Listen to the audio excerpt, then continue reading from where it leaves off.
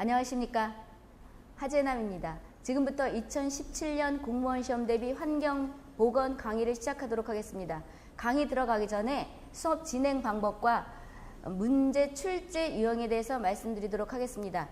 거기 내준 프린트물을 한번 봐보시기 바랍니다. 수업 진행은 어떻게 되는 거냐 그러면 맨 첫 번에 수업 진행은 이론이 있고 그 다음에 문제풀이가 있는데 이론은 거기 프린트에 있다시피 기본과 심화로 나눠져서 수업이 진행됩니다. 기본은 책에 있는 목차에 있는 것처럼 1장부터 12장까지가 되고 그리고 심화는 거기 보게 되면 위생인 곤충이라는 것이 있어요. 곤충하고 식품과 그 다음에 역학이 우리가 환경부라든지 그 다음에 연구사 여기에는 더 깊이 나요. 그래서 거기를 더 깊이 하는 거예요. 그리고 보충 프린트물도 나갈 것이고 그래서 거기 있다시피 심화에서는 1장의 곤충 그 다음에 거기 보기 10, 그 다음에 11장의 식품 그 다음에 12장이 보게 되면 역학 및 질병에서 더 깊이 간다는 거예요. 환경부 같은 경우에 역학이 상당히 많이 나요. 여기서 8문제, 9문제 정도가 나올 수가 있거든요. 그래서 여기를 대비해서 더 집중적으로 더 많이 한다는 거고요. 그 다음에 거기 또 어떤 게 심화에 들어가는 거냐 그러면 프린트물로 나가는 환경부에서 한 환경종합계획이라는 게 있어요. 그래서 이거는 이따가 거기 보면 다 출제용에 있겠지만 보건연구사나 그 다음에 누가 반드시 봐야 되는 거냐 그러면 환경부는 반드시 봐야 돼요. 환경부에서 한 거기 때문에 다 문제가 거기 나와 있는 것들이 여기에요. 그래서 우리가 환경보건 정책의 뭐 4대 인자가 어디 있어요? 3대 인자가 어디 있어요가 다 여기 있는 거예요. 이래서 이 종합계획은 반드시 보셔야 되는 게 심화에서 들어가는 내용이에요. 그 다음에 거기 환경 관련 법규가 수십 가지죠. 아마 10몇 개를 내가 할 거예요. 그런데 모든 여기 밑에 있는 그 어느 지방 써놨었지요. 그 도에도 환경보건은 보셔야 돼요. 환경보건법이라는 게 있는데 거기에 대한 법뿐만이 아니고 시행령, 시행규칙 이런 걸 다 내가 이제 요약을 해줄 거거든요. 별표까지. 그래서 어린이는 누굴 뜻하느냐 이런 것들이 있거든요. 그래서 여기 내가 진하게 해놓은 이유가 그거예요. 그럼 그것만 있는 거냐? 그건 아니에요. 환경정책기본법도 있고 대기법도 있고 그 다음에 또 뭐냐 폐기물법도 있고 그 다음에 또 누가 있냐 그러면 조명에 관한 것도 있어요. 빛공해라는 게 있거든요. 소음 진동도 있고 여러 가지가 있어요. 그 다음에 우리가 보게 되면 거기는 자리가 없어서 그걸 하나 빼놨는데 모르고 빼놨는데 국민안전처 소속으로 보는 시험이 있죠. 이따가 얘기할 거예요. 근데 그게 옛날로 말하면 해양경찰청이거든요. 여기 실강이 있으니까 그쪽 쳐다봐요. 그래서 그것이 어떤 거냐 그러면 거기에는 산업안전보건법이라는 게 있어요. 그걸 다 해줄 건데 너무 자리를 많이 차지해서 내가 원래 이걸 그냥 떠들으려고 했는데 자꾸 질문이 나는 심화를 들어야 돼요? 안 들어야 돼요? 그래가지고 내가 이 프린트를 지금 준 거예요. 그렇다 해서 그냥 떠들 건데 그래서 이게 법이 산업안전보건법, 뭐 재해법 이런 게 다 들어가요. 그래서 10몇 개가 들어가는데 여기에서 이제 그때 법할 때 얘기를 할 거예요. 그래서 그거가 있는데 환경보건법은 누구나 기본으로 봐야 되기 때문에 이따 보면 거기 문제풀이에서도 기본에 집어넣었어요. 이렇게 나눠지는 거예요. 그러면 나는 심화를 봐야 되나요? 아니면 기본만 봐야 되나요? 할 때는 심화라는 것은 책에 있는 거 더 깊이 하고 그 다음 별도로 또 프린트로 나간 것과 법을 포함한다는 그 내용이에요. 이해가 됐죠? 그 다음에 문제풀이는 기본 문제풀이와 심화 문제풀이로 나눠져요. 기본은 누구를 기본을 뜻하는 거냐 그러면 그 밑에 이제 출제 유형에서 있다시피 간호사가 있는 전라도 쪽 이쪽에서는 간호사가 있는 사람 안에서 보건직이라고 뽑아요. 8급인가 이렇게 해서 뽑아요. 그 사람들을 얘기하는 게 보건직이에요. 지금 여기서 말하는 보건직은. 그 다음에 마이스터그라는 학생들이 보는 게 있어요. 여기에서 보는 것이 기본 문제풀이인데 그럼 이제 기본 문제풀이는 그 사람들은 그것만 보면 되지만 우리가 환경부에서 한다든지 그 다음에 국민안전처에서 본다든지 연구사라든지 이런 사람도 거기에서 한 75에서 80% 나요. 75에서 80%가 기본에 나고 그 다음에 거기 보게 되면 뭐 20에서 25%를 더 맞기 위해서 심화를 보는 거예요. 그래서 기본은 누구나 당연히 들어야 되는 거예요. 기본에서. 그럼 이제 기본 문제풀이는 이 책을 가지고 하는 거냐? 그건 아니에요. 이론은 책을 기준으로 하고 프린트도 나가고 그 다음에 어떻게 되냐 그러면 문제를 내가 이 책에 있는 것도 있고 그 다음에 기출문제 여기 뒤에 실은 것도 있지만 다 공개를 하게 되면 이는 뭐 학원 전음학은 다 베끼기 때문에 내가 가지고 있는 문제들이 있거든요. 그걸 가지고 프린트를 만들어서 문제가 나가는 거예요. 이게 프린트물로 문제풀이가 간다는 거예요. 그래서 한 번 기본 문제풀이 할 때 한 400문제나 450문제 정도 나갈 거예요. 그리고 심화 문제풀이는 여기에 없는 건데 아까 얘기했다시피 거기 왜 10장이라든지 11장, 12장 풀었던 거에 다 기피한 거 있죠. 기피한 문제라든지 그 다음에 심화를 들어야 되는 학생들에 대한 거기에서 나온 기출문제를 더 하고 그 다음에 깊이 더 문제가 나간다는 거예요. 근데 거기에는 누구도 포함되는 거냐 그러면 종합계획에 있는 거의 이론에 있는 문제도 들어가고 환경 관련 법규에 들어간 것도 들어가고 이런다는 거예요. 아시겠어요? 그래서 우리가 법규에 관한 거는 이론만 듣고 문제를 풀어야 되나요? 말아야 되나요? 매일 질문 와서 내가 저기에다가 질문권에 쓰기 싫어서 그냥 아예 프린트볼 줘버린 거예요. 이렇게. 그렇다 이 소리죠? 그러면 이제 심화라는 것은 그 뜻이에요. 문제풀이 이렇게 보시면 되겠고. 그럼 출제 유형과 난이도가 있죠. 출제 유형에서는 내가 크게 나눠놨죠. 환경 보건으로 나는 직렬이 있고요. 환경위생이라고 나는 직렬이 있는데 원래 같은 말이에요. 맨 첫 번에 우리나라는 환경위생 쪽을 써요. 그래서 내가 공무원 쪽 강의한 지가 서울대학교에서 하기로 하고 내가 한 23년? 벌써 4년이가 됐을 거예요. 그랬을 때 초창기부터 환경보건 쪽도 가르쳐오고 딴 것도 가르쳤었는데 보건 계열을 초창기에는 보건 쪽에 환경위생이라는 과목이 있었다고. 그랬는데 저기 일제문화청사 누가 있냐 그러면 우리나라 역대 대통령 중에서 김영삼 대통령 있죠. 그분이 되면서 일제문화청산하면서 위생을 보건으로 바꿨어요. 내가 여담처럼 얘기하는 것도 다 답 찍는 데 도움이 되니까 잘 들어보셔야 돼요. 그래서 우리 원래 위생은 독일에서 일본에 어원된 게 우리나라 일제문화시 따라온 게 위생이에요. 보건은 미국 어원이에요. 똑같은 깨끗하게 하고 위생적으로 하자는 게. 그럼 지난번에 연구사 서울인가 어서 연구사가 났었는데 환경보건이라는 것은 처음에 누가 했느냐? 그럼 누가 되는 거예요? 그냥 잘 들었으면 스웨덴이나 이런 거예요? 미국이에요? 미국이죠. 그럼 다른 거 우리는 학원 온 이유는 또는 동영상 듣는 이유는 빨리 짧은 시간에 공무원을 합격하자고 듣는 거예요. 만약에 시간만 있다면 이까짓 거 못하겠냐고 한글로 된 거. 10년이고 20년이면 외우면 되는데 그런데 빨리 짧은 시간에 우리가 효율적으로 공부해서 합격하자고 오는 거기 때문에 뭐가 되냐 그러면 우리가 거의 대비해서 하는 거죠. 원리를 얘기하는 것도 아니고. 그래서 여담처럼 얘기하는 거 잘 들으면 우리가 답 찍는 데 상당히 도움이 돼요. 딴 거 못 봤다 하더라도 환경보건은 맨 첫 번에 어원이 누가 된 거예요? 스웨덴이나 스위스예요? 미국이에요? 미국이죠. 그래서 미국을 우리가 따라서 하기 때문에 일제문화청산하면서 김영삼 정부에서 다 없애버리고 환경보건으로 바뀌었어. 이름이. 바뀌다가 또 언젠가 슬며시 서울 같은 경우는 연구사에서 환경위생 쪽으로 나거든요. 그래서 환경위생과 환경보건은 같은 맥이라고 보시면 돼요. 출제 문제도 비슷해요. 그렇다고 보시면 되고요. 그럼 여기서 환경보건으로 과목이 나는 것은 누구누구냐 그러면 오지죠. 그리고 우리는 맨 첫 번에 사지였다가 오지였다가 사지로 다른 결은 다 바뀌었는데 환경부는 아직까지 안 바뀌었어요. 그래서 오지에다가 문항수는 몇 문항이냐 그러면 50문제가 나요. 엄청 많이 나요. 그러니 역학에서 나중에 이제 종합교육 들어보면 알겠지만 거기 보게 되면 질병도 환경공학 관련된 질병들이 많잖아요. 호흡기 질환. 그래서 같이 역학팀을 꾸려야 되기 때문에 환경부가 역학을 많이 하는 거예요. 식품 같은 경우도 이렇게 보시면 되겠고요. 왜 환경에 식품과 질병이 많이 들어가고 역학이 나냐 그러지 마시고요. 그래서 50문제가 나는데 오지예요. 그럼 여기에는 누구누구를 들어야 되는 거냐 그러면 기본 당연히 이론 문제풀이 다 들어야 되는 거고 심화 아까 심화는 뭘 얘기했었어요. 여기 보게 되면 다 별도로 이제 프린트물 나가는 것도 있지만 우리가 곤충 그 다음에 누가 된다고요? 식품 그 다음에 역학이 들어간다는 거죠. 그리고 법도 다 들어간다는 거죠. 그 법 많은 10몇 개라는 것은 환경부 대비해서 한 거예요. 그럼 나머지 어떤 연구직이나 이런 건 그때 가서 일할 건데 몇 가지씩만 들으면 돼요. 그 많은 걸 다 하진 않거든요. 그리고 특히 화학 유해물질 같은 거 다루는 거 이런 것들이 난다는 거예요. 그래서 여기서 종합교육 당연히 들어가고 환경 관련 법규가 쭉 있죠. 여기 조명에 관한 거 빛공해라는 게 있고요. 유해 화학물질 관리법 어떤 게 유해한 물질이고 그 다음에 성면법이라든지 그 다음 유해물질에 관한 평가법이 또 새로 나와서 이런 거 쭉 보는 거다 이 소리죠. 그래서 이론할 때 다 하는 거예요. 이렇게 보시면 되겠고 보건직이라는 것은 하도 학생들이 보건연구사가 우리는 기본만 봐야 되나 심화를 봐야 되나 그래서 내가 다 써놨지요. 여기서 말하는 보건직은 간호사가 있는 제한 경쟁을 뜻하는 거예요. 보건직.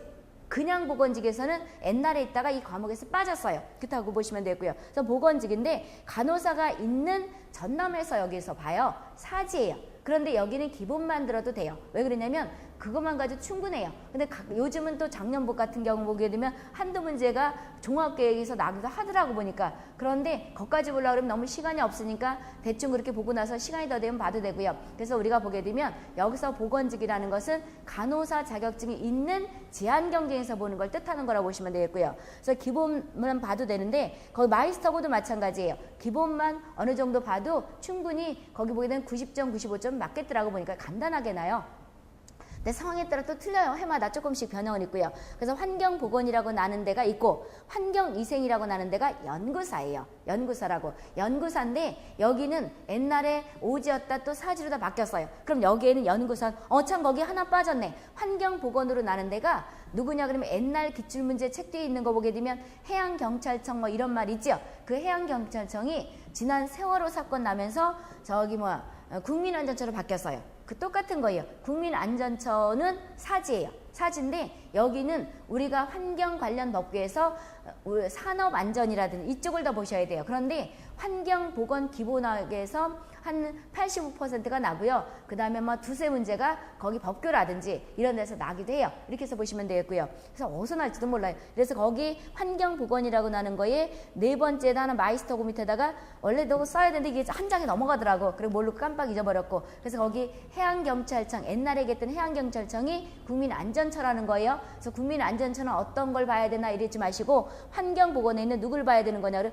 환경부랑 비슷하다고 보시면 돼요. 기본. 그러니까 국민안전처 소속으로 보는 학생들은 기본 봐야 되죠. 심화 봐야 되죠. 그 다음에 거기 종합계획에서 특히 내가 거기 뭐 종합계획도 봐야 되는데 종합계획은 이제 큰 질병 같은 것들이 유해물질과 관련된 거 있어요. 그리고 관련 법규에서 환경보건법과 그 다음에 산업안전보건법을 거기 가서 얘기를 할 때 반드시 보셔야 돼요. 이렇게 문제 이론이나 문제하면서 중간중간 얘기를 할 것이고 그 다음에 거기 위생으로 나는 데는 연구사예요. 사주를 하는데 여기는 기본과 심화, 종합계획이 연구사에서 그래도 꽤 나요. 나니까 환경보건의 정책이 어떤 거냐 이런 말들이 여기 종합계획에서 나온 거예요. 그리고 모든 환경위생이나 환경보건에서는 환경보건법을 보셔야 돼요. 그래서 기본에도 내가 문제풀이를 몇 개 집어넣었어요. 환경보건. 이렇게 해서 되는 거라고 보시면 되고요. 이렇게 수업이 진행될 거예요. 그럼 이제 이론이 다 끝나고 가면 우리가 9월, 10월 이론하고 나서 11월, 12월 문제풀이가 11월 뭐가 되냐 그러면 기본이 되고 12월 저희가 되고 그런 다음에 법규는 그 당시 시험 임박해서 그때예요. 왜 그러냐면 어떻게 바뀔지 몰라요. 우리는 예측 불허거든요. 법이. 그래서 보게 되면 그때 임박해서 한다고요. 이렇게 보시면 되고요. 난이도는 옛날 어느 직렬이냐에 따라서 지금 여기 환경부 소속이냐 또는 보건직이냐 또는 마이스터고냐 이런 거에 따라 조금은 차이가 있지만 난이도가 옛날보다 높아졌어요. 그리고 환경부 같은 경우에는 조금 특이하게 나요. 많이 특이하게 난다고. 그래서 여기 식품이나 이런 거 같은 경우에도 무슨 보건인가 이럴 정도로 많이 나요. 그렇다고 보시면 되고요. 그리고 일반적으로 기본에서 많이 나요. 기본에서 많이 나니까 거기에 충실히 하셔야 되고요. 난이도는 어느 정도 꽤 높아졌는데 출제 범위도 조금 높아졌는데 우리가 보건이나 마이스터고나 이런 데는 난이도가 높아졌지만 그래도 나는 파트가 일정하게 정해져 있어요. 정해져 있다고. 그래서 지금부터는 거기 챕터에 책에 있는 챕터에서 목차에다가 몇 개가 나는지 대충 이거를 말씀드리도록 하겠습니다. 거기 목차를 펴보시기 바랍니다. 어느 정도 그래도 대충은 윤곽이 있거든요. 몇 페이지 보시냐 그러면 목차에다 써놔보세요. 그리고 나서 집에 가서는 거기 챕터에다 써놓으시고요. 1장 보세요. 거기 보게 되면 8페이지가 있죠. 목차에다가 내가 지금부터 이제 불러줄 거예요. 첫 번째 환경보건 개념에서는 개념이니까 시험에 나는 건 없고요. 대기환경 보세요. 대기환경에서 2개 내지 3문제가 나요. 두 문제 내지 3문제가 난다는 거예요. 그런데 거기 보게 되면 이제 가로 열고 또 하나 이제 써보세요. 가로 연다는 건 환경부 기준이에요. 환경부는 2문제 정도 나요. 왜 그러냐면 환경공학이 있기 때문에 딴 데보다 적게 난다는 거예요. 근데 기본으로 들어야 되는 곳에서는 누가 되냐 그래 딴 환경부를 제외한 데는 2개 내지 3문제가 나요. 그렇다고 보시면 되고 대교염 보세요. 대교염은 지금 앞에 부르는 거는 우리가 기본으로 다 들어가는 거고 가로쳐서 하라는 건 환경부 기준이에요. 거기 대교염은 3개 내지 4문제. 그 다음에 가로 열고 6개, 가로 열고 6개는 환경부 기준이에요. 아시겠어요? 이렇게 보시면 되겠고요. 그 다음에 급수위생 보세요. 급수위생은 환경부도 그렇고 기본도 그렇고 한 2문제 정도 나요.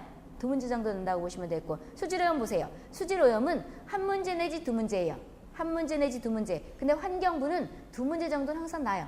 보시면 되겠고, 그 다음에 하수나 폐수나 이런 거에서는 우리가 물리적, 화학적, 생물학적 이런 데는 나중에 이제 기본에서 얘기를 할 건데, 우리가 큰 틀만 보면 돼요. 큰 틀만 보면 되고, 보건 쪽에서는 이름만 보면 되는데, 특히 어디서 많이 나는 거냐 그러면 거기 8에 보세요. 폐기물 있지요. 폐기물에서 두 개 내지 세 문제가 나요. 환경부도 그렇고 기본도 그렇고 두 개 내지. 지정 폐기물이 어떤 거냐, 옛날에 유해 폐기물 이런 거예요. 그래서 우리가 의료 폐기물이라는 게 병원 거지요. 이런 것들이 어떻게 처리해야 되는 거냐, 이런 거예요. 그래서 여기서 8에 보게 되면 폐기물 쪽에서 두 개 내지 세 문제 정도가 나요. 그 다음에 산업보건 있죠. 산업보건에서 두 문제 정도가 나요. 두 문제 정도가 나는데 환경부는 6문제가 나요.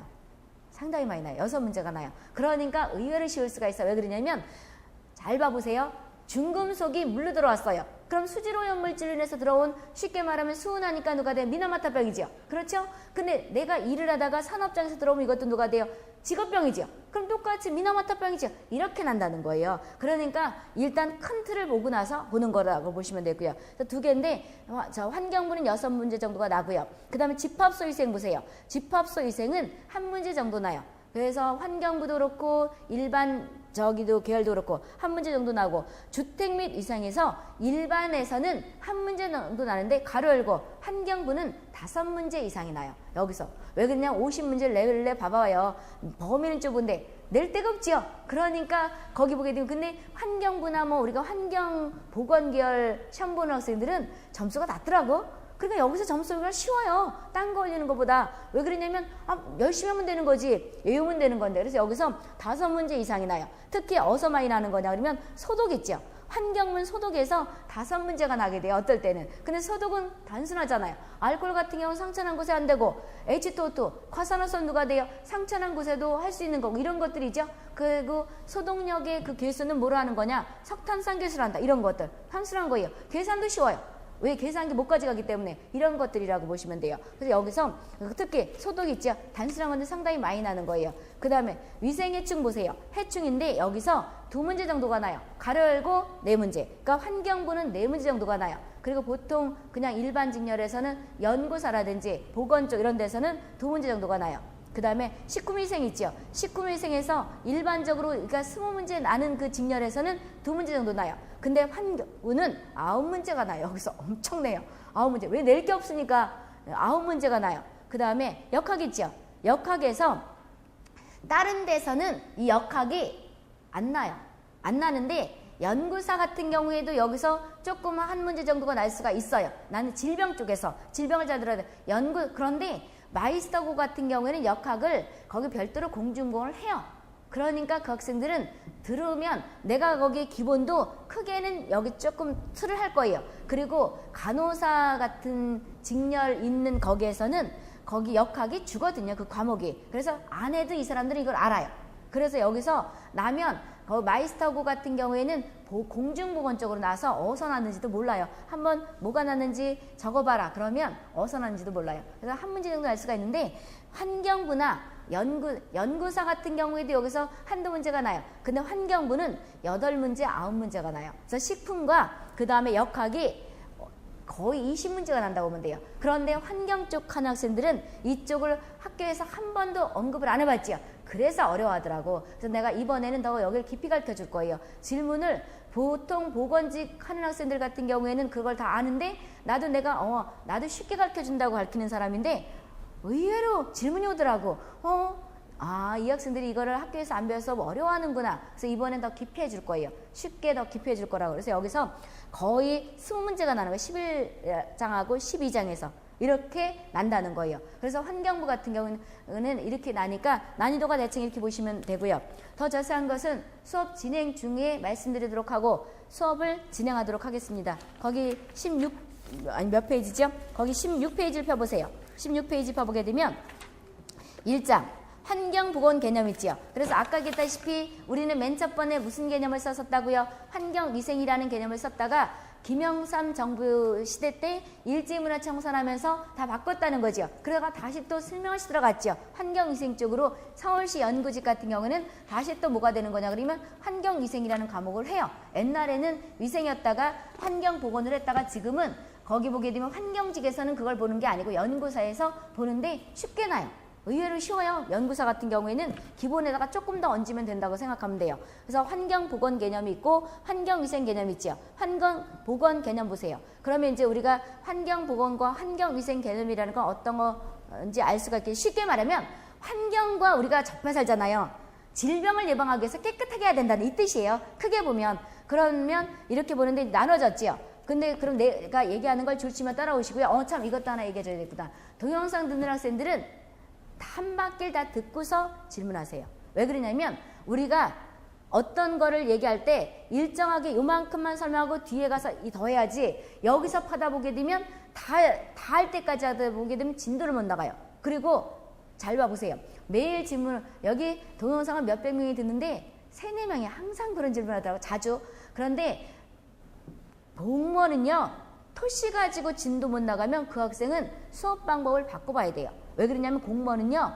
큰 틀을 가지고 내는 거예요. 큰 틀을 가지고 내는 거라고. 우린 지금 원리를 공부하는 것도 아니에요. 원리는 대학교나 대학원에서 하는 거고 대학원 석박사 가서 하는 거고 그렇게 원리가 공부하면 석박사를 가서 배워야 되는 거예요. 그렇게 절대 공무원은 시험 대비해서 하면 안 돼요. 왜 그러냐면 우리가 책에서 보게 되면 내가 여기서 가르치지만 뭐가 되냐 그러면 책이라는 건 오타도 있을 수가 있고요. 관행이라는 것도 있어요. 내가 이제 대학원에서도 환경보건도 했고 보건 쪽으로 하다 보고 역학도 하다 보게 되면 거기랑은 안 맞아 들어가는 게 있어요. 이게 하나의 관행이에요. 옛날에 3년 전인가 언제 그랬죠. 물리에서 수능에서 공개적으로 한 수능도 고등학생이 누가 된다고요. 이의제기를 했더니 너무 깊이 알면 거기까지 낸 거 아니다 이러잖아요. 그렇죠? 너무 깊이 알아도 답이 안 보이는 게 있어요. 그래서 여기는 지금 누굴 기준하는 거냐면 공무원을 기준해서 하는 거예요. 그러니까 본인들이 만약에 토시가 안 맞아 들어간다 그러면 어디 가서는 뭐가 된다고요? 그게 틀렸다는 말을 알 수가 있고요. 그 다음에 남의 출판사 어떻게 된다 어떻게 하나 이렇게 묻지 말라고. 왜 그러냐면 어떤 출판사 같은 경우 오답이 많을 수가 있어요. 그따위 소리죠. 그리고 정오표를 올려주게 되면 이게 맞나요? 책에 있는 게 맞나요? 우린 법이 많이 바뀐다 그랬죠. 그럼 정오표를 올려줬을 때는 법이 바뀌었기 때문에 올려준 거지. 상식적으로 그걸 뭐 책에 있는 게 맞나요? 강의할 때 강의를 지금 우리가 2010년 9월에 하잖아요. 2017년 대비해서. 그런데 2017년 되게 되면 법이 바뀔 수가 있어요. 그럼 그때부터 준비하면 늦으니까 미리 찍어서 하는 거잖아요. 그랬을 때는 그 올려준 거는 그 정오표가 맞다는 거예요. 그렇다고. 그래서 한 바퀴를 쭉 돌게 되면 뭐가 되냐 그러면 어떤 건지 감을 알 수가 있어. 그리고 사람은 아는 만큼 들려요. 내가 항상 얘기하는 말이 나는 우리 때는 양주동 박사님이라고 여기 모르실 거예요. 모르는데 국문학자로서 유명했는데 그분이 맨 첫 번에 서양 문화가 들어왔을 때 아이가 뭐고 미가 뭔지를 모를 때 10번 100번 읽었더니 알더라. 이걸 난 공부할 때 진리처럼 하거든요. 나도 영어를 하루에 200단어씩 20시간씩 공부한 사람이에요. 그 공부도 독해야지 하는 거예요. 그랬는데 뭔 짓은 안 하고 공부 열심히 안 하기밖에 했어요. 그런데 한 번 모르면 다시 들어봐봐요. 동영상은 10번 들으나 100번 들으나 똑같은 거라며 돈이. 그럼 돈 더 내는 것도 아닌데 한 번 듣고 또 들어봐봐요. 그럼 아는 양이 틀려요.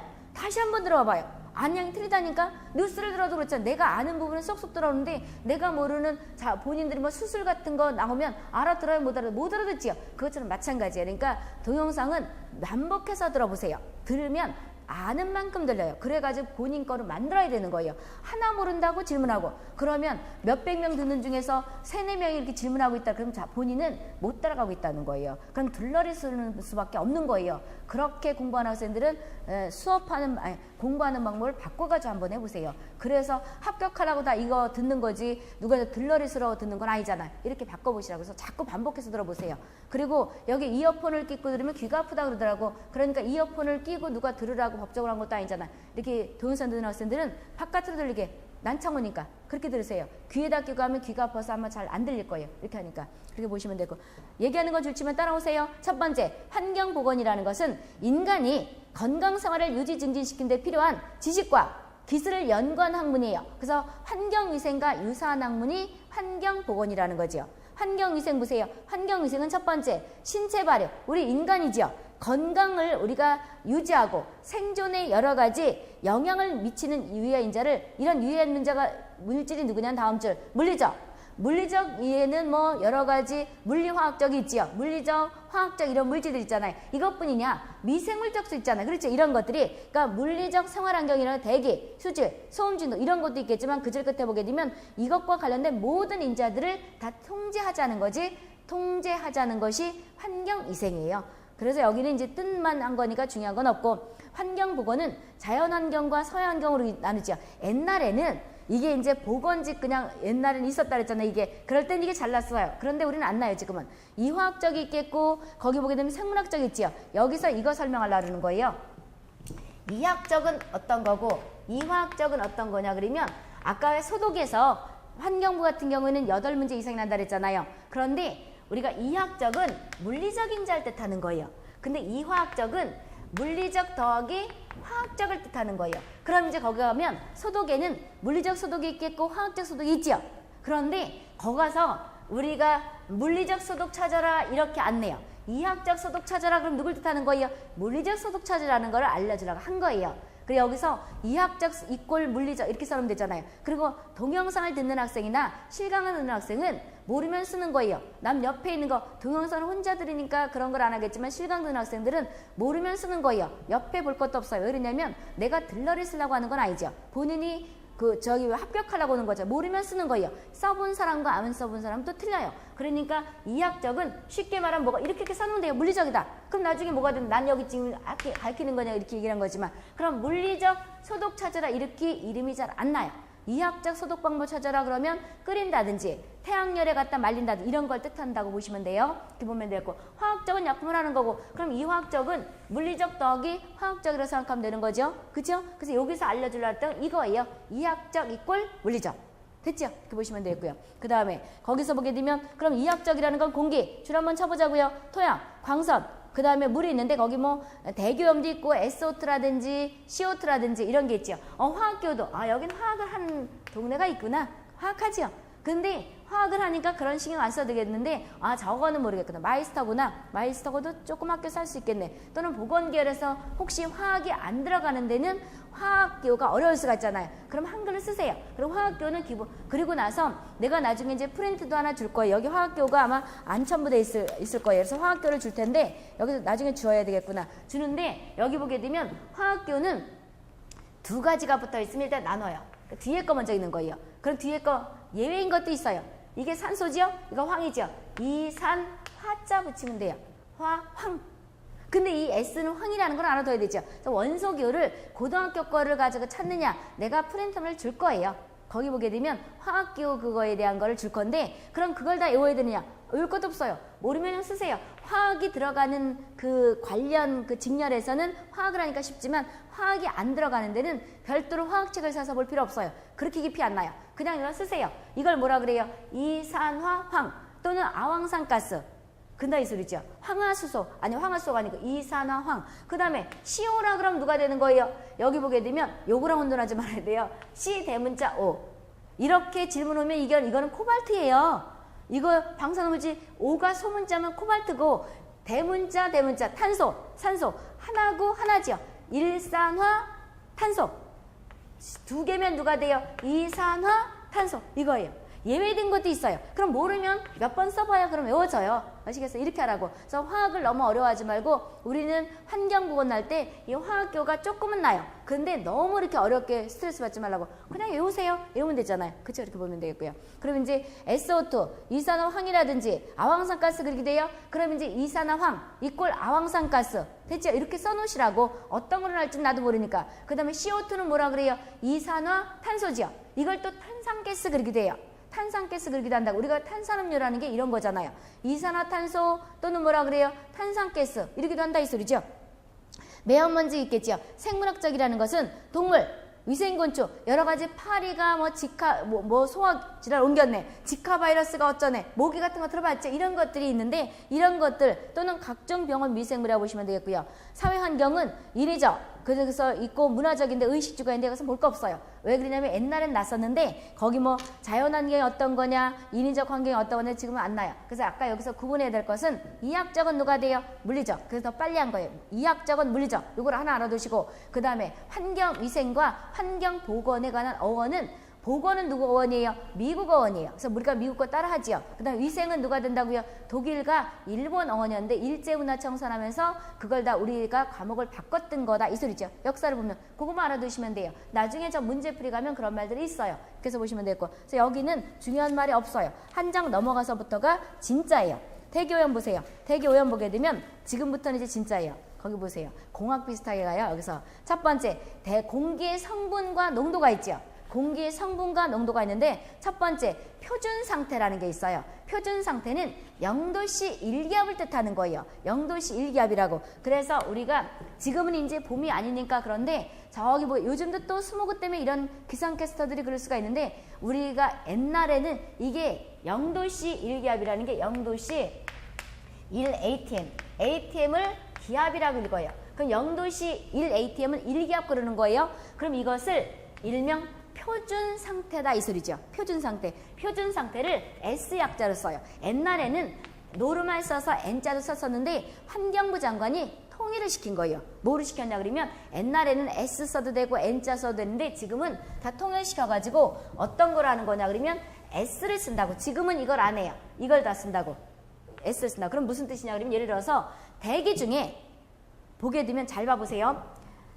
공기는 온도가 변하면 부피가 커져요. 쉽게 말하면 칠판 줄기 하나 더 있어야 되는데 이걸로 그냥 해? 쉽게. 여기 잘 보세요. 이제 10도일 때는 이만한 공기가 있다가 이만한 부피가 있다가 풍선이 이게 있다가 20도가 되면 이만큼 부풀어진다고 생각하면 돼요. 이게 온도 변화에 따라서 일명 공기는 부피가 커진다는 거예요. 그래서 봐보세요. 분필을 잘라내니까 좀 아깝구만. 요만한 거에 있는 게 요만한 무게가 있었어요. 이게 들어있었다고 쳐봐. 그런데 이제 10도일 때는 요만큼 있다가 20도가 되면 이만큼 커진다는 거예요. 이렇게 커지면 요것이 일단 손이 하나 더 있어야 되는데 요것이 20도가 되면서 반이 잘라진 거예요. 잘라져서 10도 있을 때는 10도 있을 때는 이게 이렇게 두 개가 있다가 무게가 됐죠? 그다가 20도가 되면서 뭐가 된 거예요? 20도가 되면서 반은 여기 있고 반은 일로 간 거죠. 이렇게. 그쵸? 그럼 요거 분필 통을 기준한다 그러면 아까 10도일 때는 뭐가 있었어? 이만큼 있었는데 20도가 되니까 반밖에 없는 거죠. 그럼 무게는 요거 무게를 보게 되면 무거워진 거예요? 가벼워진 거예요? 일정한 부피를 기준한다 그러면 온도가 높아지게 되면 가벼워진 거죠. 가벼워진 거죠. 가벼워진 거잖아요. 화학하는 학생들이 이걸 기본으로 아는데 거기에 화학이 안 들어가는 학생들은 어려우면 쉽게 생각하면 돼요. 공기는 온도가 높아지면 높아질수록 밀도는 작아져요. 그래서 가벼워진다는 거예요. 그렇게 생각하라고. 그래서 원래 밀도의 정의는 그냥 저기 기본 듣는 학생들은 저거가 밀도가 뭔지 머리 아프면 그냥 듣기만 들으세요. 이 단위 부피당 질량 또는 우리는 대륙권에 살기 때문에 무게 이렇게 돼요. 질량 이꼴 무게 이렇게 얘기를 한다고. 중량으로 같이 보게 돼요. 그렇다 이 소리죠. 무게로 쉽게 무게라고 생각하면 돼요. 그래서 아까 얘기했다시피 부피가 풍선 이만큼 있다가 뭐가 있다고요? 아까 이만큼 있던 것이 이게 뭐가 되는 거냐면 두 개를 커지면서 반이 있다. 그러니까 가벼워진다고 생각하면 돼. 이 말이 중요한 말이에요. 왜 가벼워진다, 무거워진다가. 그래서 역전이 생길 수가 있는 거예요. 근데 이제 우리가 화학을 배우는 학생들은 기본으로 알 것이고 이게 밀도의 단위예요. 누가 밀도의 정의를 내시오. 단위 부피당 질량이죠. 그렇다고 보시면 돼요. 근데 우리가 대륙권에 살기 때문에 중력과 같기 때문에 같이 쓰는 거다. 중량과 같기 때문에 그렇다. 무게가 같은 거라고 생각하면 되고요. 그럼 여기에서 우리가 보게 되면 기상캐스터들이 이럴 거예요. 슬러시 S에다가 입방미터는 가로 1m, 세로 1m 높이를 내가 앞으로는 세제곱미터를 입방미터 그럴 거예요. 이게 관행사 이렇게 부르는 거 세제곱미터 이꼴 입방미터예요. 입방미터당 예를 들어서 몇 미리그램 이렇게 됐다 그러면 이것이 예를 들어서 뭐 50mg이다 이렇게 먼지가 있다 그러면 표준 상태에서 이 표준은 누가 돼요? 0도씨 1atm 이거지 1atm당 이만한 교실 공기라고 해서 치면 돼. 1m 이렇게 있잖아. 여기 50mg 있다 이 뜻이에요. 그런데 여기 잘 보시오. S가 없다 그러면 이거는 0도씨 1기압이 아니라는 거예요. 그래서 이 S가 있느냐 없느냐에 따라 틀려지는 거예요. 그럼 표준 상태는 0도씨 1기압을 뭐가 된다고 표준 상태라고 하나 약속으로 정해놓은 거예요. 됐죠? 이걸 알아두라고요. 그 다음에 여기서 또 알려주려고 했던 건 뭐냐. 이걸 지울게요. 그래서 이건 또 상식이기도 해요. 나중에 가서 실제 환경직이나 환경 쪽 관련된 학생들이 시험 본다 그러면 그런데 서류 같은 거 이런 거 있을 거 아니에요. 이게 없으면 영도시 일기압이 아니라는 거예요. 그런 온도나 이런 것들이 우리가 지금 활동하는 무대에는 다 1ATM 1기압이에요. 그럼 온도가 틀리다는 거죠. 그랬을 때랑 기준치는 또 틀리다는 거예요. 됐어요? 이렇게 보시면 돼요. 그래서 잣대가 있어야 된다는 거고, 그 다음에 여기서 1ATM은 우리가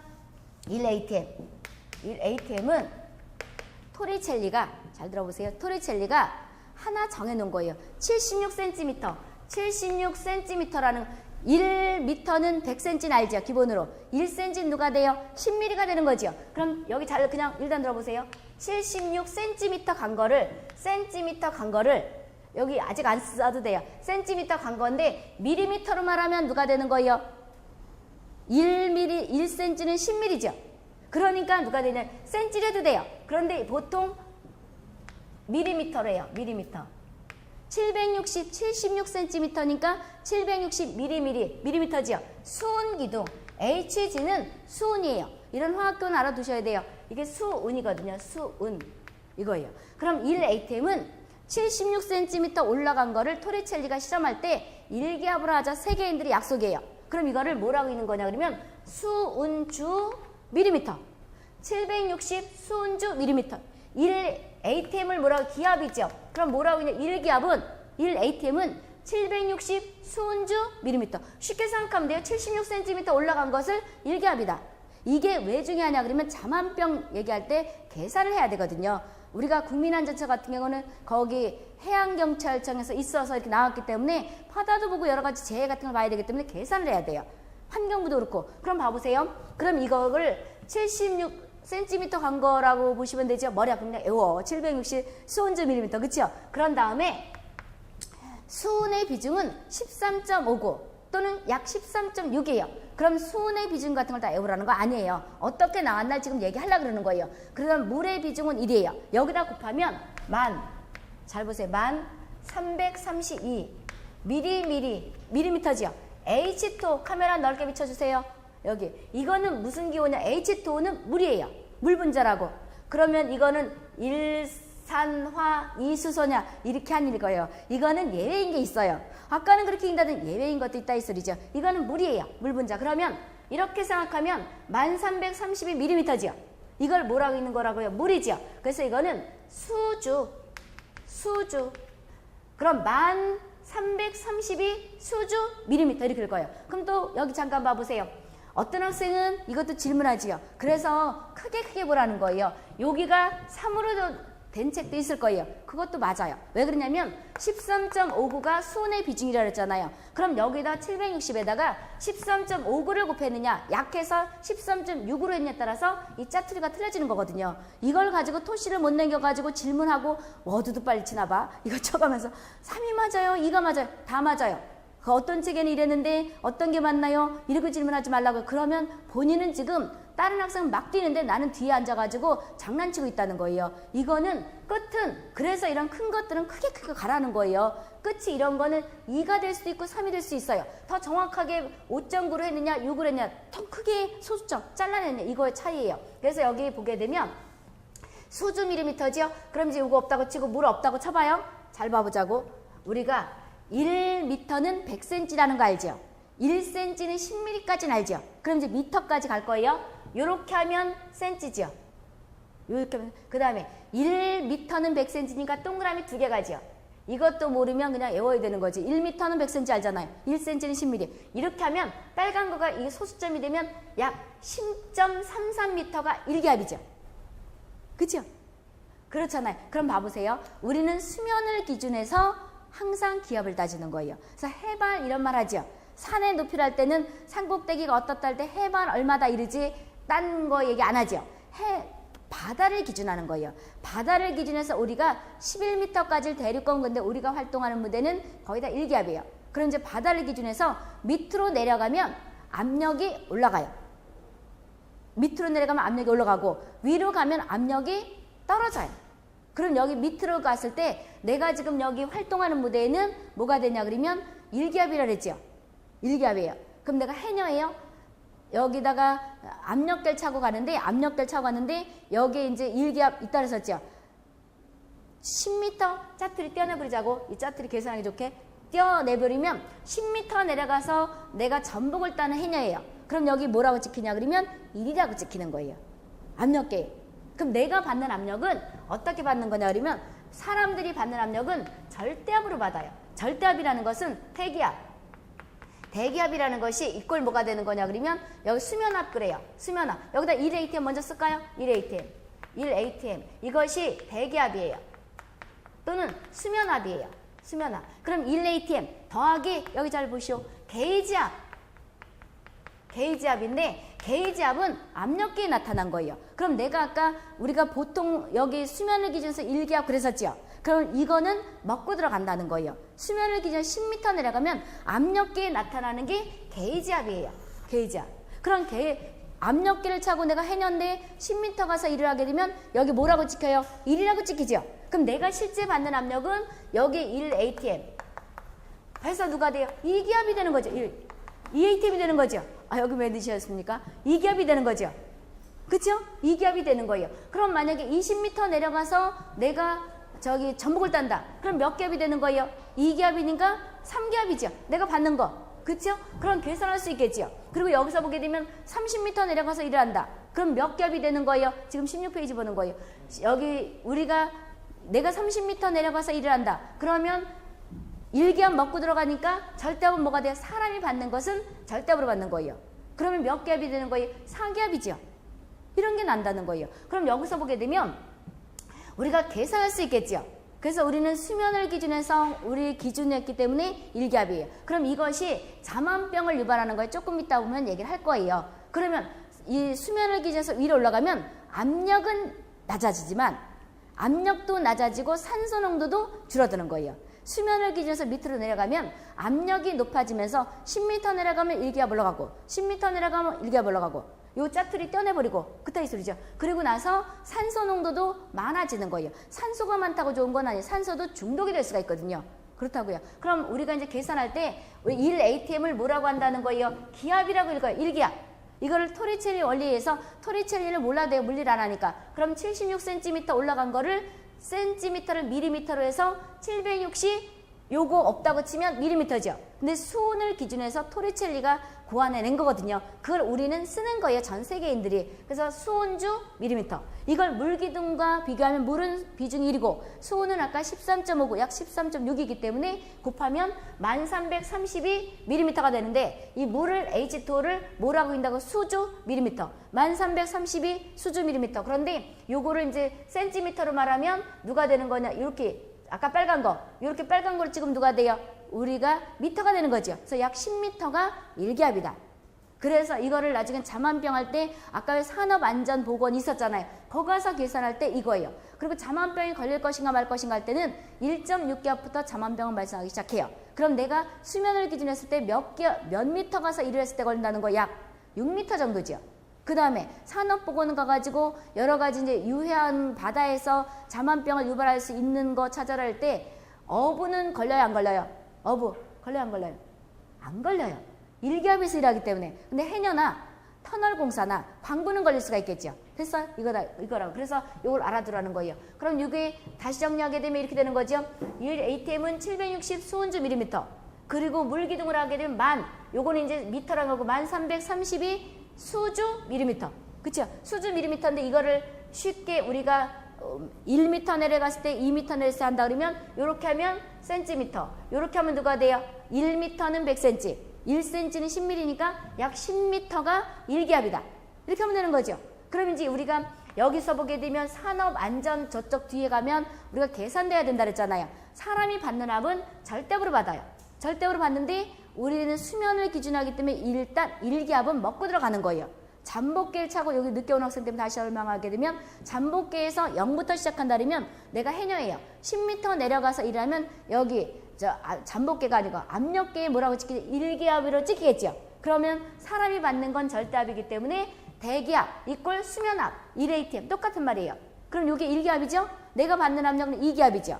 그 다음에 20m 가서 일을 한다. 그럼 여기 뭐라고 찍혀요? 2라고 찍히죠. 내가 실제 받는 압력은 누가 돼요? 3이 되는 거죠. 그럼 잠안병은 1.6기압부터 발생하기 시작하고 그 다음에 4기압이 되게 되면 기절을 해요. 그 다음에 10기압이 되면 죽을 수가 있거든요. 그래서 잠안병이 어떤 거고 이걸 얘기를 할 거라고. 그럼 이제 여기 표준이라는 것은 0도씨 1기압. 대개에선 이걸 약자로 뭐라 그런다고요? S자를 쓴다는 거죠. S자가 없다는 것은 표준 상태도 아니다. 아니라는 거예요. 몇 가지 했다 이 소리죠. 그럼 첫 번째 보세요. 그것이 있고 그 다음에 공기 중에서 거기 보게 되면 18페이지, 16페이지가 아니고 18페이지네. 18페이지 보게 되면 거기 공기 성분 표준 상태 0도씨 1 ATM 했죠? 그런 다음에 첫 번째 우리가 질소가 있죠. 질소는 거기 78점 몇 퍼센트 그랬죠. 대충 한 79% 그렇게 얘기를 하고요. 산소는 누가 되냐 그러면 21% 이런 거 들어봤지요. 근데 정확히 말하면 20점 몇 퍼센트. 그런데 이것도 어디냐에 따라 조금씩 틀려요. 18페이지에. 거기 보게 되면 20.9% 그랬죠. V 대 V는요. 여기 잠깐 보시오. V 대 V. 이거는 볼륨 대 볼륨이에요. 부피 대 부피. 근데 웨이트 대 웨이트 하면 또 틀려요. 무게 대 무게는 틀리다고. 근데 이런 계산이 안 나니까 하는 거예요. 그럼 우리가 보통 쓸 때는 볼륨 대 볼륨, 부피 대 부피다 이 소리죠. 그 뜻이에요. 퍼센트. 그래서 여기서 보게 되면 20.95%인데 일단 한번 쳐보세요. 아르곤은 누가 되는 거예요? R을 아르곤 그랬죠. 0.93%. 탄산가스 이꼴 CO2 가스 이꼴 뭐라 그래요? 이산화탄소 똑같은 거죠. 이거는 누가 되냐 그러면 0.03에서 0.032 그러기다가 레온도 있는데 이게 이 뜻이에요. 여기 보게 되면 늦게 온 학생 이거 알겠어요? 알죠? 그리고 지울게요. 그래. 여기다 쓸까? 여기서 이게 이제 표준 상태고 그러면 이제 표준 상태에서 공기의 그 순서는 N2가 있고 그 다음에 산소가 있고 아르곤이 있고 순서 중요 표시해 두세요. CO2가 있다는 거예요. CO2가 있는데 여기서 보게 되면 이 학생들 진도가 아직 안 끝났 딴 거 안 끝났었어요? 시간을 2시 반인 줄 알았구나. 1시 반인데 아이고 빨리 앉아보시오. 어쩐지 왜 늦나 그랬지. 그리고 여기 봐보라고. 그러면 이따가 동영상 트는 거 그거 들으라고. 여기 보시오. 우리가 공기 상태는 이렇게 된다는 거예요. N2 순서 중요 표시해 두세요. N2가 있고 O2가 있고 아르곤이 있지요. 그럼 이런 화학기호들은 그 화학을 들어가는 학생들은 기본으로 아는데 보건 쪽이라 그러면 이거를 그냥 써서 해오세요. N은 질소인데 두 개가 원자로 얘기를 안 하는 거예요. 분자로 얘기하는 거예요. 그래서 N2가 질소가스. O2는 이 O는 산소예요. 내가 화학기호 줄 거예요. 왜 그러냐면 화학을 안 들어가는 그런 직렬도 있거든요. 이거를 산소 분자, 산소지요. 이걸 아르곤. 이걸 뭐라 그래요? 아까 얘기했다시피 화학기호가 두 개면 다시 설명해야 되네. 두 개면 이게 하나하나 하면 뭐라 그래요? 뒤에 거 먼저 읽고. 그런데 이건 알아둬야 돼. 이건 산소고 탄소고. 일산화탄소. 두 개니까 누가 돼요? 이산화탄소. 이거 다 있어요. 또 이산화 1탄소인가요? 그러지 말고 이산화탄소다 있어요. 이제 그러면 이것이 순서를 중요 표시해 드는데 여기에서 알아둬야 될 것이 어떤 거냐 그러면 대충 말하면 이게 78점 몇 퍼센트고 이것이 20점 몇 퍼센트죠. 그 다음에 이것이 0.93%고 이것은 0.03 내지 0.035%까지 돼요. 이게 왜 그런 거냐 그러면 여기 잘 봐보세요. 우리는 에너지를 내는 것은요. 에너지를 내는 그 화학기호는 에너지를 내는 것은 탄소하고 수소하고 황밖에 없어요. 산소는 에너지를 내요 안 내요? 산소는 에너지를 내는 게 아니고 산화를 시키는 거예요. 산화시키는 거라고. 그럼 이제 잘 봐보세요. 탄소가 타면 누구랑 타요? 산소가 있어야 되는 거죠. 만나면 누가 되겠어? 이 탄소는 CO나 또는 CO2나 또는 H랑 만나서 누가 되겠어요? HC나 이런 게 될 거 아니에요. 그렇죠? 그런데 이제 일산화탄소나 이산화탄소가 될 것이고 이건 누가 된다고요? H2O나 되겠죠? 산소랑 겹돼서. 그 다음에 또 H랑 만나서 뭐 아까 얘기했다시피 HC 탄화수가 될 수가 있겠죠? 근데 이건 누가 되는 거예요? SO2나 이런 게 된다 이 소리예요. 그러면 내가 지금 뭘 얘기하려고 그랬냐면 잘 봐보세요. 책 지금 18페이지예요. 그러면 어떤 걸 얘기하려고 그런 거냐 그러면 지금 에너지를 내는 것은 탄소, 수소, 황밖에 없어요. 이것만 에너지라고. 그런데 요즘 자동차를 타고 가다 보게 되면 LNG 가스, LPG 가스 이런 걸 많이 들어봐요. 석탄을 많이 들어봐요. LNG, LPG 이런 걸 들어봤지요. 그럼 우리는 에너지 변전사가 이렇게 됐다는 거예요. 고체에서 액체에서 기체로 됐다는 거죠. LNG, LPG가 기체잖아요. 기체잖아요. 그러면 에너지가 이쪽으로 가면 오염물질로 적고 그러니까 일로 가는 걸 거 아니에요. 그럼 이것은 옛날에 장작이나 석탄이나 이런 게 고체죠. 액체는 석유나 이런 거예요. 그리고 여기 기체는 누가 되는 거예요? 가스를 뜻하는 그런 에너지죠. LNG, LPG. 그러면 여기 어디 갔어 빨간 거. 우리가 LNG, LPG를 다 외우라는 거 아니에요. 어떤 거냐 그러면 요거 이제 요거 지울게요. 요거 지우지 말고 요거다 써야 되거든. LNG라는 거. LNG는 LNG LPG 이런 소리 들어봤죠? LPG. 그쵸?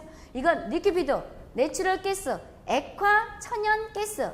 그 다음에 리퀴피드 페트롤리움 가스, 액화 석유 가스예요. 그럼 이런 것들을 화학기호로 외우라는 게 아니고 LNG의 주성분은 CH4예요. 이게 메탄 그래요.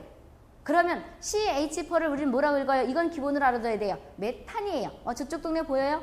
거기 남학생 보여요? 메탄은 특징이 누구나 이건 기본으로 알아둬야 돼요. 무색, 묻히, 폭발성이에요. 무색이면서 묻히면서 폭발성이에요. 그러니까 에너지가 있으니까 폭발한다는 거예요. LNG라는 것은 수소, 탄소 4개가 결합된 걸 메탄의 주성분이에요. 반면에 LPG는 요걸 흰색으로 쓸 거예요.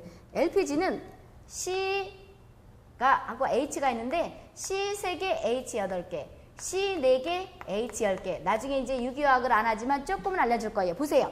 그러면 LPG가 했다. 프로판 가스가 폭발했다. 프로판 가스가 폭발했다. 이 뜻이 이런 뜻이에요. LPG의 주성분은 리퀴피드, 페트롤리움 가스, 액화 석유 가스인데 갈 때는 액체지만 나중에 나올 때는 기화돼서 나오기 때문에 요것을 아까 메탄 그런다고 썼죠. 이거를 프로판 그래요. 이걸 부탄 그래요. 이게 무슨 뜻이냐 그러면 이런 뜻이에요. 그냥 이건 상호민이가 그냥 들으세요. 저기 화학 안 하는 동네는 저 사람이 무슨 화학을 하나 어려워 죽겠네. 그러니까 머리 아플 테니까 그냥 들어보세요. 유기화학에서 이런 게 있거든요. 탄소가 있고 수소가 있는데 탄소는 하나씩 증가돼요. 수소는 2개씩 증가되는데 우리는 4개 정도만 봐보면 돼요. 보세요. 3개만 봐도 되겠구나. 여기 탄소가 하나고 수소가 4개.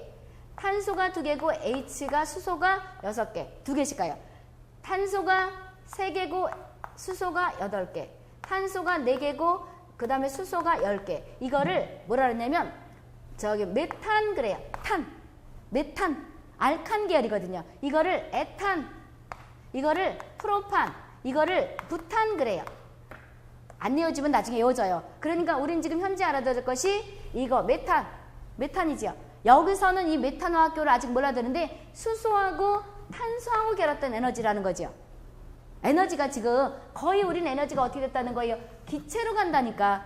LNG 가스, LPG 가스를 많이 뗀다. 그러지 석탄을 뗀다, 장작을 뗀다 그러진 않잖아요. 그래서 에너지가 우리가 지금 떼고 있는 에너지는 거의 다 뭐를 낼 수 있다는 거예요? CO2를 낼 수가 있다는 거예요. 그러니까 CO2가 많이 나올 수 있는 지역은 시골이에요? 도시예요? 도시지요. 도시라는 거예요. 그래서 CO2는 내가 아까 범위를 0.03 내지 0.03 해놓은 것은 어느 지역이냐에 따라 틀리다는 거예요. 그럼 CO2 같은 경우에는 온실효과의 주 원인으로 하지요. 효과는 틀려요. 효과는 누가 가장 온실효과를 유발하느냐 그랬을 때는 육불화황이라든지 이런 거지만 나중에 할 거지만 양적으로 말하면 이게 많기 때문에 하나 찾으려면 누구 찾는 거예요? CO2예요. 이것도 답접근이 틀려요. 공학 같은 건 더 정확하게 해야 되지만 보건 쪽에서는 온실효과 하나 찾으려면 일단 CO2예요. 왜? 양하고 전부 합쳤을 때 얘기고. 그런데 이제 공학 같은 경우에는 효율을 찾아라. 효율은 CO2보다 육불화황이라든지 메탄이라든지 오존 이런 게 훨씬 높아요. 그런데 여기서 보게 되면 양이 많죠. 메탄 같은 경우에는 양이 많으면 다 집들 날아가 버리죠. 그래서 공기 중에 많지가 않거든요. 그래서 답접근이 틀리다는 거예요. 그럼 여기서 알아둬야 될 것은 이건 메탄이고 여기 탄자 붙이면 메탄 하나씩 가라니까 에탄, 프로판 아주 모르겠으면 메탄하고 지금 프로판만 알아뒀어요. 일단은 이렇게. 그리고 우리는 지금 다 탄소하고 수소 계열이 에너지가 타고 있다는 거죠. 그러니까 이 CO2 양은 자동차가 많이 다닐 때도 누가 되는 거예요? CO2가 나올 것이고 그 다음에 우리가 불을 때도 집에서 난방을 하더라도 CO2가 나올 것이고 그 다음에 누가 공장이 돌아가도 여러 가지 나올 것이다 이 소리죠. 그렇죠? 그런데 황 같은 경우에는 석탄의 주성분이 탄소하고 황이에요. 그러면 우리나라는 뭐가 되냐 그러면 석탄을 많이 안 떼잖아요. 우리나라에서는 많이 안 떼는데 저 인접 국가인 중국에서 엄청 많이 제끼죠. 그래서 중국발 스모그 이런 말을 하는 거예요. 그럼 이런 것들은 황 같은 것들이 우리나라에서는 많이 우리나라 현재 환경물질 보게 되면 NOx가 가장 많이 나와요. 그럼 물어보자고요. 여기 황이 있어요. 칠판지기 이거 태우면 뭐가 나와요? SO2가 나오죠. 그쵸? 근데 여기에 태우면 질소산화물, 아직 설명할 때가 안 됐나? 질소하고 산소하고 있는 이물질을 이미하면 NO2나 NOS 이런 NO2나 NO 이런 걸 질소산화물 그래요. 그럼 질소산화물은 여기서 이거 태우면 나올 것 같아요? 안 나올 것 같아요? 안 나와요? 안 나와요? 안 나올 것 같은 내가 물어보겠어요? 나오지요. 왜 나오냐 그러면 공기 중에 질소가 몇 %예요? 79%예요. 그래서 에너지를 내는 것은 탄소, 수소, 황이지만 산소를 집어넣냐고 질소가 들어가잖아요. 그러면 나중에 2차 오염물질 만드는 원인이 질소산화물, 오존 들어봤잖아요. 오존을 쉽게 말하면 락스 풀어놨을 때 그거 같다고 생각하면 돼요. 그런 물질들이 나오는 건데 이것이 액화성이 약해서 폐에 깊숙이 가잖아요. 액화성이 강한 것은 여기 상기도에서 염증을 유발하지만 오존 같은 경우는 이 폐에 깊숙이 들어가서 더 치명적으로 유발할 수 있잖아요. 이런 거에 만드는 주범이 이런 거거든요. 이거 질소산화물. 이거다 이 소리죠. 나중에 또 얘기를 할 것이고 그럼 여기서 알아둬야 될 것은 지금 현재 에너지 변천사는 고체, 액체, 기체예요. 기체인데 기체의 주성분이 다 누가 됐다는 거예요. 화학계 물으면 그냥 탄소하고 수소. 이걸 메탄, 에탄, 프로판, 부탄 이렇게 알아들어 했죠. 이렇게 되는데 요번에 지우고 너무 머리 아프면 일단 보건 쪽 기본에서는 화학기호를 달달을 얻고 나왔고 탄소하고 수소로 됐다. 그래서 고로 이거 지우고요. 이따 또 얘기를 할 거예요. 공기 중에는 황물질이 많이 나오겠어요? CO2나 이런 것들이 나오겠어요? CO2 이런 것들이 많겠죠? 황보다는. 왜? 석탄의 주성분이 뭐가 되냐 그러면 탄소하고 아까 수소라고 얘기했다고요. 됐죠? 그래서 이것이 여기 보게 되면 CO2는 어느 지역이냐에 따라 가지고 차이가 있어요. 차이가 있다고. 그리고 누가 되냐 그러면 공장이 얼만큼 있느냐, 자동차가 어떻게 되냐에 따라서 CO2 양은 틀려진다는 거예요. 그럼 우리는 숫자가 너무 커도 안 이어지지만 너무 작아도 안 이어져요. 0.03이나 0.035는 여기 계단 내려가다가 잊어먹을 수가 있죠. 그러니까 그렇게 외우지 마시고요. 여기서 지금 또 하나 알아둘 것은 아까 이 레이트 맞죠? 1%는요. 아니 1% 여기서 보게 되면 1% 여기서 1% 아니 ppm 먼저 할까요? 1%부터 할까요? 1%는 100분의 1을 1% 그래요. 퍼센트라는 것은 항상 상수를 100을 붙인 거예요. 별 의미 없고 100을 붙인 거라고. 그럼 퍼센트가 있다는 건 100을 더 곱해줬다는 거예요. 나중에 일할 건데 옆에다가 상수에다가 예를 들어서 여기 분모가 인구고 여기 사람 수다 있으면 여기 뭘 썼다고 100을 쓴다 그러면 이게 단위가 뭐뭐 해가지고 퍼센트 된다. 이 뜻이. 이걸 상수라 그러는 거예요. 나중에 일할 거예요. 1000을 썼냐 100을 썼냐 이랬을 때 이 100이 퍼센트 단위예요. 됐죠? 그럼 100분의 1이 되는 건데 이게 100분의 1이에요. 그 다음 ppm이라는 건 이따가 여기 앞에 부록에서 할 건데 어떤 물질을 100만 개로 자른 거예요. 100만 개라는 게 동그라미 하나, 둘, 세 개, 네 개, 다섯 개. 1, 10, 100, 1000, 만, 10만, 100만 분의 1이에요. 이거를 ppm 그래요. 이게 파트 퍼 밀리언의 약자거든요. 그럼 이거를 공학에서는 이렇게 얘기를 해요. 밑으로 가서 붙은 것은 이건 이제 지울게. 요거 조금 이따 다시 써야 되겠다. 요거는 10의 마이너스 2승 그래요. 첨자를 붙여서 2를 써요. 반면에 100은 그럼 뭐라고 쓰느냐? 이건 10의 2승 그래요. 첨자에서 마이너스가 빠져요. 그 다음 이건 동그라미가 하나, 둘, 셋, 넷, 다섯, 여섯. 왜 그럼 그렇게 쓰느냐? 하나의 관행이에요. 그때 이건 10의 마이너스 뭐가 된다고요? 10의 마이너스 6승 이렇게 쓴다 이 소리죠. 그럼 ppm. ppm은 파트 퍼 밀리언인데 쉽게 여기서 길이를 봐보자고요. 그래서 여기 칠판 지우개를 본다 그러면 이거죠. 이만한 걸 가지고 퍼센트로 잘랐으면 이게 100개로 자른 거죠. 그쵸? 그 다음 ppm은 누가 돼요? 100만 개로 자른 거예요. 이렇게. 그럼 간격이 누가 더 좁게 잘라진 거예요? ppm이죠. 그럼 쉽게 1m라 그러면 센티미터로 잘랐을 때랑 밀리미터로 잘랐을 때는 같은 개념이라고 생각하면 되는 거예요. 1m는 100cm죠. 1cm는 누가 되는 거예요? 100분의 1m죠. 100분의 1m, 아니 뭘 잘못해. 1m는 100cm죠. 1cm는 누가 돼요? 100분의 1m죠. 100분의 1m가 되는 거잖아요. 1m는 말을 할 때 쓰면 또 이걸 질문해가지고 그러지 말고 1m는 1m 그럼 쓰면서 하자고. 1m는 100cm잖아요. 그 다음 1cm 누가 돼요? 100분의 1m 이거잖아요. 이런 개념이라고 생각하면 돼요. 그럼 누가 더 크게 큰 단위가 크게 자른 거 이게 더 큰 거죠. 큰 거잖아요. 그죠?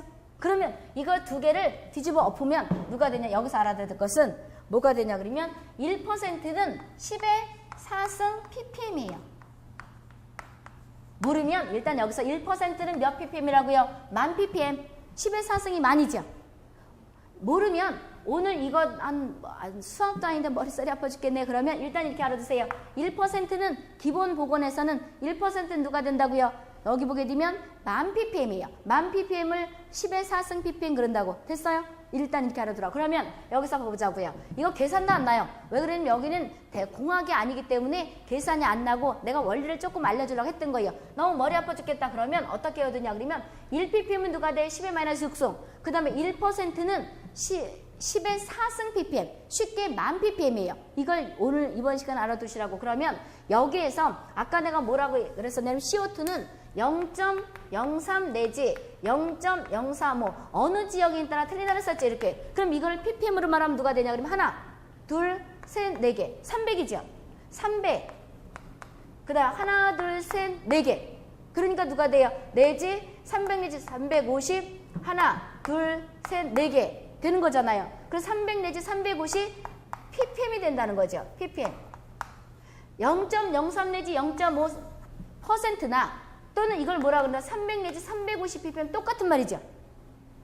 그렇게 하라 이 소리죠. 왜 그러냐면 우리가 허용기준치가 실내에서 있어요. CO2가 0.1%가 허용기준치거든요. 근데 이거를 퍼센트로 낼지 ppm으로 낼지 나도 몰라요. 그럼 0.1%가 허용기준치니까 ppm으로 말하면 뭐가 된다고요? 100ppm이에요? 1000ppm이에요?